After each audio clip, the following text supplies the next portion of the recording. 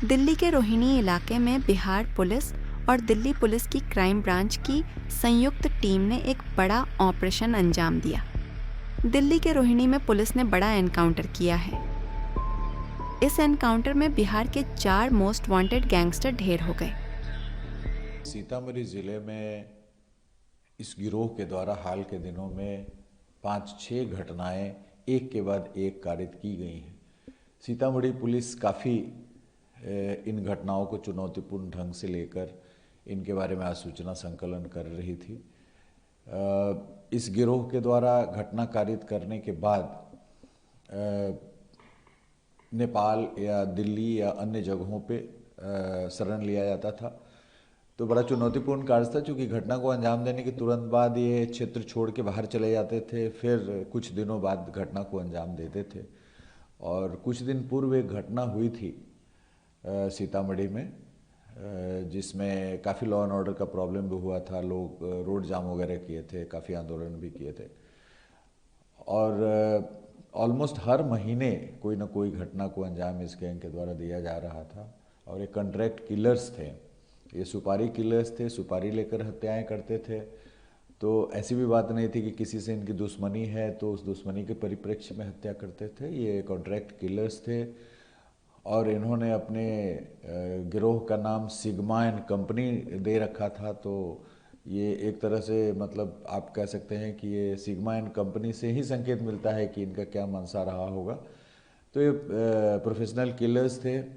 और अभी चुनाव का परिदृश्य है पूरे बिहार में, इसलिए चुनाव को दृष्टिगत रखते हुए इस गैंग पे हम लोगों ने आसूचना संकलन के लिए काफ़ी प्रयास किया। और कुछ आसूचनाएं मिली थी, जिसके आधार पे सीतामढ़ी पुलिस की टीम दिल्ली में कैंप कर रही थी।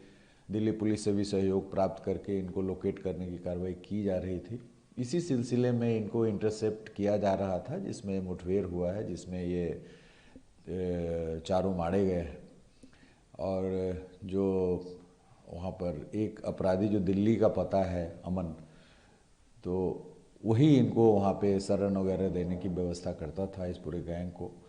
इस गैंग के और भी सदस्य हैं जिसके बारे में जानकारी प्राप्त की जा रही है। और पिछले दिनों अनुसंधान के क्रम में पता भी चला था कि इनका प्लान ही है कि पूरा सीतामढ़ी पुलिस को डिस्टर्ब कर देना है, सीतामढ़ी जिला को डिस्टर्ब कर देना है, और ताकि वहाँ के पुलिस पदाधिकारी परेशान हो जाएं। तो इस तरह की मंशा इस गैंग की थी। इसी परिप्रेक्ष्य में घटना हुई।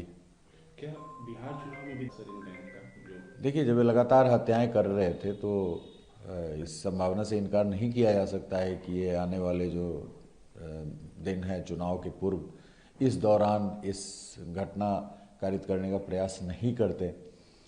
हो सकता है दिल्ली में बाहर जाकर के प्लानिंग करते हैं, और प्लानिंग जब इनकी हो जाती है तो आ करके फिर अंजाम देते हैं। इसलिए इनकार नहीं किया जा सकता है, क्योंकि कई दिनों से दिल्ली में शरण लिए हुए थे।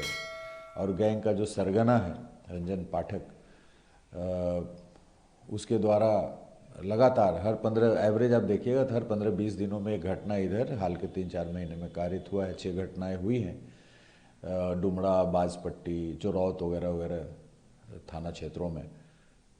तो ये काफ़ी चुनौतीपूर्ण कार्य था, चूँकि लगातार स्ट्राइक कर रहे थे। इसलिए सीतामढ़ी पुलिस काफ़ी चिंतित थी इस गैंग के कारनामों से। और उसी परिप्रेक्ष्य में सर किसी पुलिस ऑफिशियल या कुछ अभी पूरी डिटेल्ड जानकारी, अभी चूँकि तड़के सुबह घटना हुई है, तो पूरी डिटेल जानकारी अभी नहीं मिल पाई है। डिटेल जानकारी जो घटनास्थल पे पुलिस की टीम है उसके द्वारा ही दी जा सकती है।